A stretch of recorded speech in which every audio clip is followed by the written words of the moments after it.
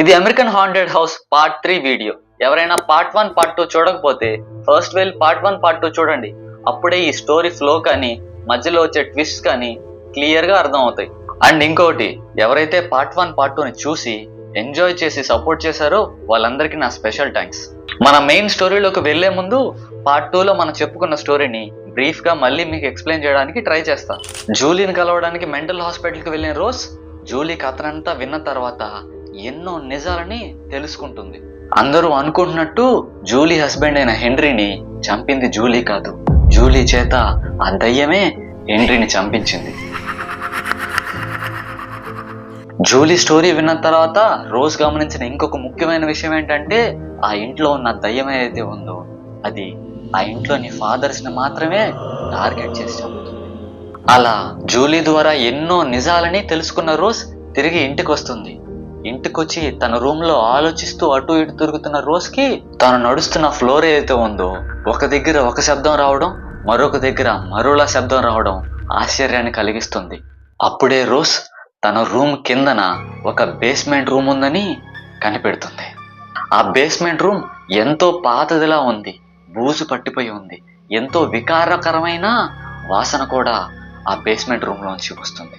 అక్కడ ఒక కుర్చీ కూడా ఉంది, పక్కనే తాడులు కూడా ఉన్నాయి. అదే సమయంలో రోజ్ ఆ బేస్మెంట్ రూమ్ లో ఒక డైరీని చూస్తుంది. ఆ డైరీలో ఉన్న మ్యాటర్ని ఉన్నట్టు చెప్పాలంటే ఇది హారర్ స్టోరీలా కాకుండా ఒక డాక్యుమెంటరీ టైప్ వీడియోలా వెళ్ళిపోతుంది.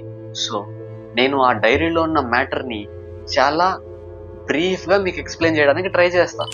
ఆ డైరీ సోఫీ అని 22 సంవత్సరాల అమ్మాయిది. వాళ్ళ నాన్న పేరు థామస్, అమ్మ పేరు క్లారా.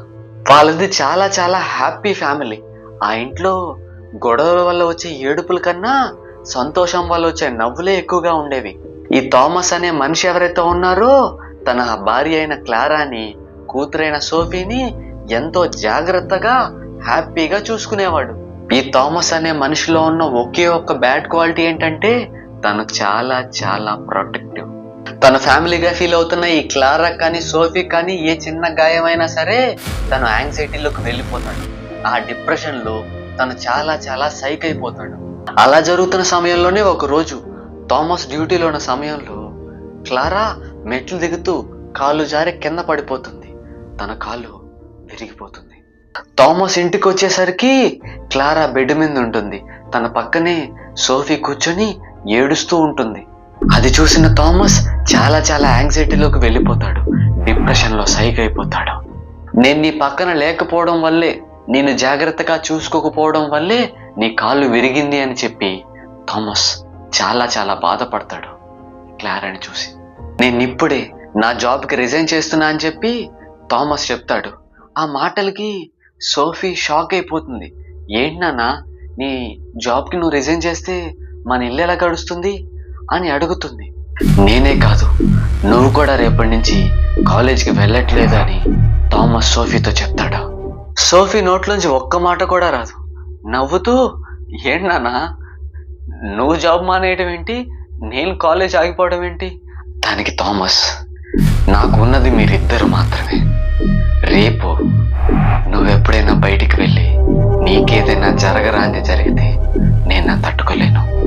మీ ఇద్దరు నా కళ్ళ ముందే ఉండాలి, చాలా చాలా జాగ్రత్తగా ఉండాలి అని చెప్తాడు. అప్పటి వరకు తన నాన్నలో ఒక కేరింగ్ పర్సన్ని చూసిన సోఫీ ఫస్ట్ టైం వాళ్ళ నాన్నలో ఒక సైకోని చూసింది. ఇంటికి లోపల నుంచి తాళం వేసాడు. తాళం ఎప్పుడు తన జోబిలోనే పెట్టుకునేవాడు. ఆ రోజు నుంచి ఆ ఇంట్లో ప్రతి పని థామసే చేసేవాడు. వంట దగ్గర నుంచి, ఇల్లు ఊడవడం దగ్గర నుంచి, బాత్రూంలు కడగడం కూడా తనే చేసేవాడు. బ్రేక్ఫాస్ట్ కానీ, లంచ్ కానీ, డిన్నర్ కానీ ఏ టైం అయినా సరే ముగ్గురు ఆ డైనింగ్ టేబుల్ దగ్గర కూర్చొని తినేవాళ్ళు. కానీ సోఫీ క్లారా చూపుల్లో చాలా చాలా భయం. ఎందుకంటే వాళ్ళ ముందున్నది ఇంతకు ముందున్న మనిషి కాదు, ఆ మనిషి చాలా చాలా మారిపోయాడు. ఈ నరకంలోంచి బయటపడి బయట ప్రపంచంలో కలవాలని సోఫీ ఒకరోజు ప్లాన్ చేస్తుంది. బట్ ఆ ప్లాన్ ఫెయిల్ అయిపోతుంది. తను మాట వినకుండా తనకు తెలియకుండా ఇంట్లోంచి బయటకు వెళ్ళాలనుకున్న సోఫీని బేస్మెంట్ రూమ్ లో కట్టేస్తాడు థామస్. క్లారాని చూసుకోవడంలో పడిపోయి బేస్మెంట్ రూమ్ లో తన కూతురిని కట్టేశాననే విషయం కూడా మర్చిపోయాడు థామస్. కొన్ని రోజుల తర్వాత ఆ బేస్మెంట్ రూమ్ లోంచి దుర్వాసన రావడం గమనించాడు. ఆ బేస్మెంట్ రూమ్ ని ఓపెన్ చేసి చూస్తే సోఫీ అప్పటికి చనిపోయి ఉంది. తన కూతురు చనిపోయిన ఆ ఇంట్లో థామస్ ఉండలేకపోయాడు. ఆ ఇల్లుని సేల్కి పెట్టేశాడు. జాకీ అనే ఒక బ్రోకర్ని ఆ ఇంటిని సేల్ చేసి పెట్టమని అపాయింట్ చేశాడు. ఆ తర్వాత ఆ ఇంటిని కొనుక్కున్న ఫ్యామిలీ జూలీ, హెన్రీ. వాళ్ళు ఆ ఇంట్లో చూసిన ఆత్మ సోఫీది. తన తండ్రి పెట్టిన నరకం వల్ల చనిపోయిన ఒక అమ్మాయి. ఆ ఇంట్లోకి వచ్చిన ప్రతి తండ్రిని తన తండ్రి అని ఫీల్ అయ్యి వాళ్ళని వెంటాడి భయపెట్టి చంపింది. ఇప్పుడు ఇది రోజ్ ఫ్యామిలీ వరకు వచ్చింది. ఆ డైరీ చదివిన తర్వాతే అర్థమవుతుంది జిమ్మీ ఇప్పుడు ఎంత ప్రమాదంలో ఉన్నాడు అని. ఆ బేస్మెంట్ రూమ్ లో సోఫీ కట్టేసి ఉన్నప్పుడు తనకి ఏం చేయాలో తెలియలేదు. తన నరకం చూసింది. తనలా ఇంకెవరికి కాకూడదు అనుకుంది. అందుకే ఆ టైంలో ఎంతో బాధను అనుభవిస్తూ కూడా ఈ డైరీని తను రాసింది. తను చదువుతున్న డైరీ, తను ఉంటున్న ఇంట్లో ఆత్మ రెండు ఒకరివే. ఆ డైరీని కింద పెట్టేసి అటు ఇటు చూస్తున్న రోజుకి పైనుంచి ఏదో పెద్ద అరుపు వినిపిస్తుంది. ఆ అరుపు జిమ్మీది. ఎంతో భయంతో పైకి పరిగెత్తుకుంటూ వెళ్తుంది. పైకి వెళ్ళిన తర్వాత జిమ్మీ ఎంతో భయంగా, నేను మళ్ళీ ఆకారాన్ని చూశాను రోజ్, నాకేం చేయాలో అర్థం కావట్లేదు అని చెప్తాడు. రోజ్ కూడా ఎంతో భయంతో ఎక్కడ ఎక్కడ అని అడుగుతుంది.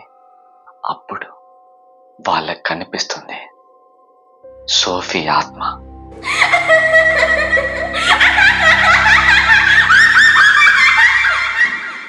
ఆ సోఫీ ఆత్మ కళ్ళల్లో కోపం, కసి, ఎంతో వికృతమైన నవ్వు నవ్వుతూ వాళ్ళ దగ్గరికి వస్తుంది. రోజ్, జిమ్మీ అక్కడి నుంచి పరుగులు తీస్తారు. వాళ్ళ వెనకే ఆ సోఫీ ఆత్మ కూడా వస్తుంది.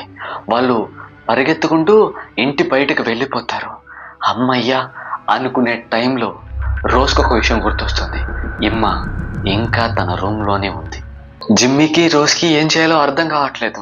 వాళ్ళు ఆలోచిస్తూ ఉన్నారు. ఆ ఇంట్లోంచి ఎంతో వికృతమైన నవ్వులు, రోదనలు వాళ్ళిద్దరికీ వినిపిస్తున్నాయి. అవి వాళ్ళని ఎంతో భయానికి గురి చేస్తున్నాయి. అప్పుడే రోజ్ జిమ్మీతో, ఈ కారులో ఉన్న డీజిల్ని మీరేమన్నా ఒక బాటిల్కి తీయగలరా అని అడుగుతుంది. ఆ కారులోంచి తీసిన డీజిల్ని ఒక చేతిలో, లైటర్ని ఒక చేతిలో పట్టుకొని గుండెల్లో ఎంతో భయంగా ఉన్నా సరే మళ్ళీ ఆ ఇంట్లోకి ఇమ్మ కోసం అడుగు పెడుతుంది రోజ్. తలుపులు తీసుకొని ఇంట్లోకి వెళ్ళిన రోజ్ బాటిల్ మూతను తీసేసి డీజిల్ని పోసుకుంటూ వెళ్తుంది. రోజ్ని చూసినా ఆ సోఫీ ఆత్మ అలానే మూల నిలబడి కోపంగా చూస్తూ ఉంటుంది. ఇమ్మాని చూసిన రోజ్, జాగ్రత్తగా విని ఇమ్మ, ఈ ఇంట్లో ఇప్పుడు నువ్వు ఏం చూసినా ఏం మాట్లాడకూడదు, అస్సలు ఏడవకూడదు, భయపడకూడదు, ధైర్యంగా ఉండాలి అని చెప్పి ఆ రూమ్లోంచి ఇమ్మాని బయటకు తీసుకొస్తూ ఉంటుంది. అప్పుడు రోజు వెనకే ఉంటుంది సోఫీ ఆత్మ. వాళ్ళు భయపడలేదు. అలాగే అడుగులు ముందుకు వేస్తూ వెళ్తూ ఉన్నారు. రోజ్, ఇమ్మ ఇద్దరు మెయిన్ డోర్ దగ్గరికి వెళ్ళి ఇక బయటికి వెళ్ళిపోతామనే టైంలో సడన్ గా డోర్ దానంతట అదే లాక్ అయిపోతుంది. అప్పుడే వాళ్ళ వెనక నుంచి ఒక సన్నని నవ్వు వాళ్ళకి వినిపిస్తుంది. ఆ నవ్వులోని మాటలు ఏంటంటే, నేను బయటికి వెళ్ళిపోవచ్చు, కానీ అతను లోపలికి రావాలి, అతను లోపలికి రావాలి. రోజ్ వెనక్కి తిరిగి చూడకుండానే తన చేతిలో ఉన్న లైటర్ని వెలిగించి కింద పడేస్తుంది. ఆ లైటర్ డీజిల్ మీద పడి ఆ ఇల్లు మండుకుంటుంది. రోజ్ ఆ డోర్ని తన భుజంతో బద్దలు కొట్టడానికి ట్రై చేస్తుంది. బట్ తన వల్ల కావట్లేదు. బట్ తన ప్రయత్నం మాత్రం తను విడవలేదు. ఎంతో బలంగా దాన్ని బద్దలు కొట్టడానికి ట్రై చేస్తుంది. కొద్దిసేపటికే ఆ మంటలు ఆ డోర్ అంతా అలుముకున్నాయి. ఇన్నాళ్ళు తన ఇల్లు అని ఫీల్ అయ్యి ఈ ఇంట్లో నివసిస్తున్న ఆ సోఫీ ఆత్మ ఏదైతే ఉందో అదే ఇల్లు ఇప్పుడు కాలిపోవడం చూసి ఎంతో భయంకరంగా రోదించడం మొదలుపెట్టింది. ఆ రోదనలు వింటున్న ఇమ్మ ఎంతో భయానికి గురైంది. కొద్దిసేపటికి తన కళ్ళు తిరిగి కింద పడిపోయింది. ఆ మంటల వల్ల డోర్ కొద్దిసేపటి కాలిపోయింది. స్పృహ కోల్పోయి కింద పడిపోయిన ఆ ఇమ్మాని తీసుకొని రోజ్ బయటకు వచ్చేస్తుంది. వాళ్ళు అప్పుడే ఆ కారు ఎక్కేసి అక్కడి నుంచి చాలా చాలా దూరంగా వెళ్ళిపోయారు. ఆ రోజు రాత్రి గడిచిపోయింది. మళ్ళీ తెల్లవారుజామున రోజ్ ఒక్కటే కారు వేసుకొని ఆ ఇంటికి మళ్ళీ వస్తుంది. అప్పటికే ఆ ఇల్లు సగానికి పైగా కాలిపోయింది. నేను చదివిన ఆర్టికల్లో ఈ స్టోరీ ఇక్కడితోనే ఎండ్ అయిపోయింది. దీని తర్వాత ఏం జరిగిందో ఆర్టికల్లో రాసిలేదు. బట్ ఒక థియరీ ఏంటంటే ఆ సగం కాలిపోయిన ఇంటిని పూర్తిగా కూల్చేసి ఆ తర్వాత ఆ ప్రదేశాన్ని ఒక శ్మశానంగా మార్చారంట. అమెరికాలోని కాలిఫోర్నియాలో ఇప్పటికీ ఆ శ్మశానం నిజంగా ఉంది అని చెప్తూ ఉంటారు. ఇది ఒట్టి ఒక హారర్ స్టోరీ మాత్రమే కాదు. ఒక ఇల్లు, 3 కుటుంబాలు, ఆ ఇంట్లో జరిగిన ప్రతి సంఘటన వాళ్ళ జీవితాలను తొలిచేసింది. అది జూలీ జీవితంలో అయినా సరే, రోజ్ జీవితంలో అయినా సరే, చనిపోయి ఆత్మగా మారిన సోఫీ లైఫ్లో అయినా సరే. ఐ హోప్ ఈ వీడియో మీరు ఇంతవరకు చూసారంటే ఈ స్టోరీ మీకు చాలా చాలా నచ్చిందని అనుకుంటున్నాను. అలా నిజంగా నచ్చుంటే ప్లీజ్ లైక్ చేయండి. ఎలా అనిపించిందో కామెంట్ చేయండి.